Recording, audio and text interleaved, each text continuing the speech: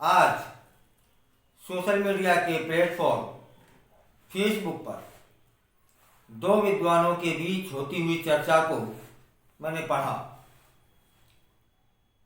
तब से थोड़ा सा मन बेचैन सा हुआ। और ये दोनों विद्वान कवि भी हैं, शायर भी और लेखक भी।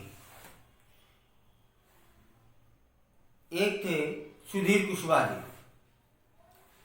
जिनकी उम्र 70 साल के इर्द गिर्द है। उन्होंने अपनी पोस्ट में लिखा कि नई संरचना में परिवार में बस 3 लोग ही रह गए हैं, तो कान्हा देने के लिए आप अब 4 लोग कहाँ से लाएंगे? पति, पत्नी और एक बच्चा। उनकी पोस्ट पर विजय सेठी अकेला जी ने लिखा कि सुधीर जी 3 नहीं, आजकल केवल 2 ही लोग रहते हैं, पति और पत्नी।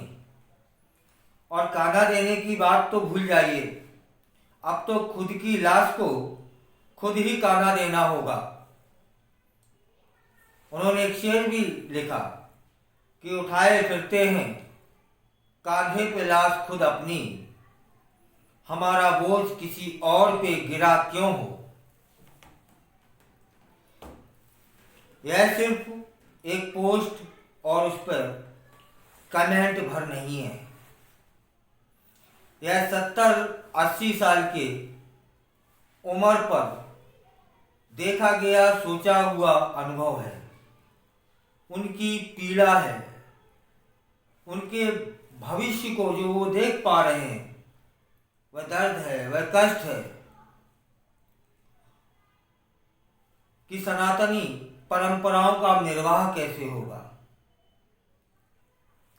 इस पोस्ट से, उनके कमेंट्स से समझा जा सकता है कि कितने चिंतित हैं। अकेले ये लेखक बंधु ही चिंतित नहीं है, ऐसे इस उम्र पर पहुंचने वाले तमाम लोग इस पीड़ा से गुजर रहे हैं। बच्चे, एक बच्चा हुआ, कोई विदेश चला गया, कोई मेट्रो सिटी में चला गया, अब वो दोनों रह रहे हैं। खैर, तब से मैं सोच रहा था इन दोनों विद्वानों की पीड़ाओं को, लेकिन दिमाग सही से काम नहीं कर पा रहा। इनकी पीड़ा यहां तक कांधे देने की है, इसके आगे का भी विस्तार से ये कह सकते थे और कहने की योग्यता भी है।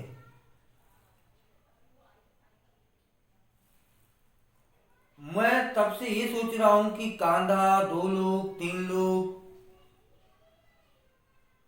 तो चलो शमशान तक कैसे न कैसे पहुंच गए, लेकिन शमशान में तो अब शमशान है कहाँ?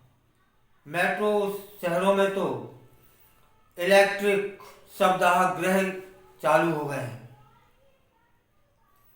जिसमें लाश ले जाइए, रखिए, मिनटों में, सेकंडों में स्वाहा, उधर से अस्थि के नाम पर जो भी मिल जाए ले लीजिएगा। पिंडदान, कपाल क्रिया सब खत्म। अब यह परंपराएं मेट्रो शहर से चल करके छोटे छोटे शहरों तक भी आ चुकी हैं।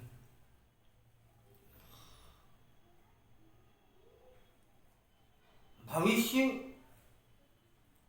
बड़ा ही डरावना है। हमें तो ऐसा लगता है कि शायद मेरी पीढ़ी, या हो सकता है मेरी नहीं तो मेरे से बाद वाली पीढ़ी के पास तो, खैर हम उसमें अभी शामिल नहीं हैं, हमारे पास बुआ, मौसी, चाची, ताई, चाचा, मामा, ताऊ, फूफा जैसी संपत्ति के हम स्वामी हैं, लेकिन हमारा बेटा ना हो पाएगा। जैसे तैसे हमारे बेटे के पास इस संपत्ति का कुछ हिस्सा मिल भी जाए, लेकिन उसके बेटे के पास तब तो हम दो, और जैसे कुशवाहा जी बोल रहे हैं हम दो और एक बच्चा, जिसके पास एक बच्चा हुआ अब उसके पास मामा, चाची, भाभी, ताई, मौसी कहाँ से आएंगे?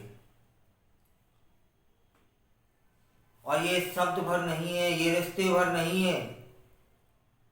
मौसी, बुआ, चाची, फूफा, यह आत्मबल, आत्मविश्वास बढ़ाने वाला यंत्र है भाई। जब हम मुसीबत में आते थे, जब हम परेशान होते थे छोटे में, जब कोई चीज हमें हमारे पालक नहीं दिलवा पाते थे, तब वो कहते थे तुम निराश ना हो, हम करेंगे, और वो करते भी थे। हमारे ताऊ हमें कांधे पे बैठाल कर नदिया तक ले जाते थे। वो नदिया पे ले जाने वाला कांधावर नहीं था,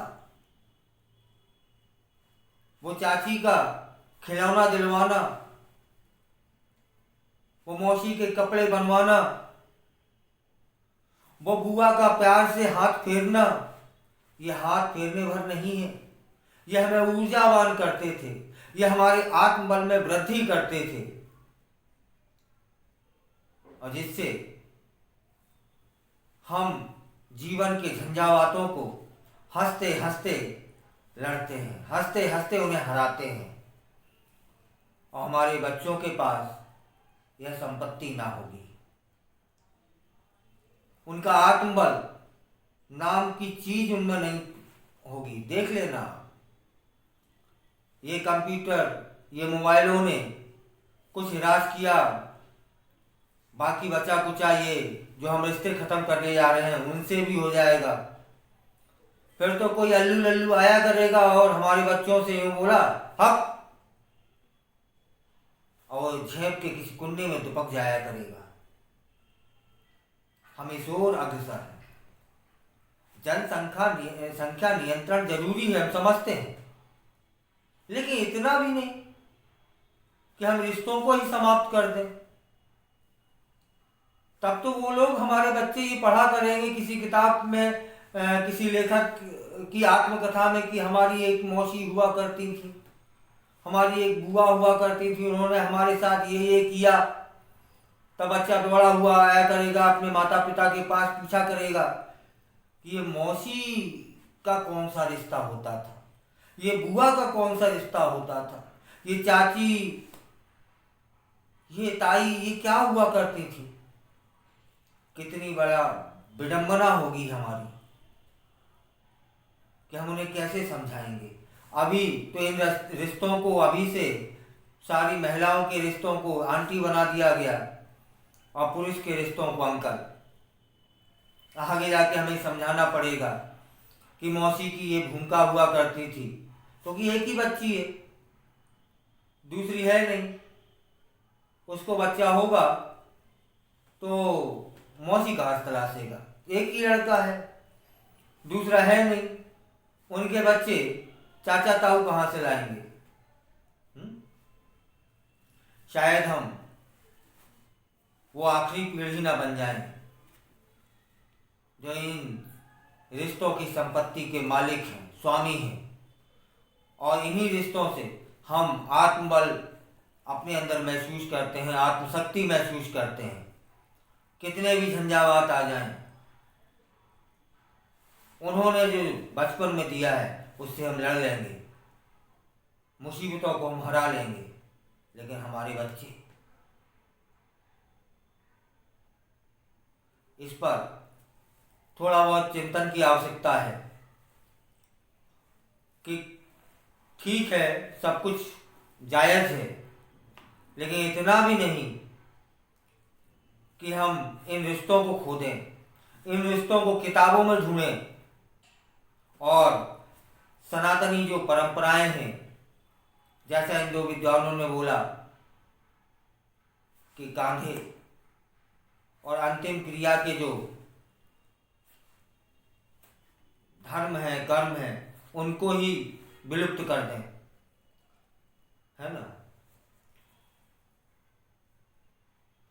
चिंतनीय विषय था जो इन दो विद्वानों ने आज शुरू किया। आज देखा मैंने, तब से मैं खुद परेशान हुआ कि भविष्य कैसा होगा।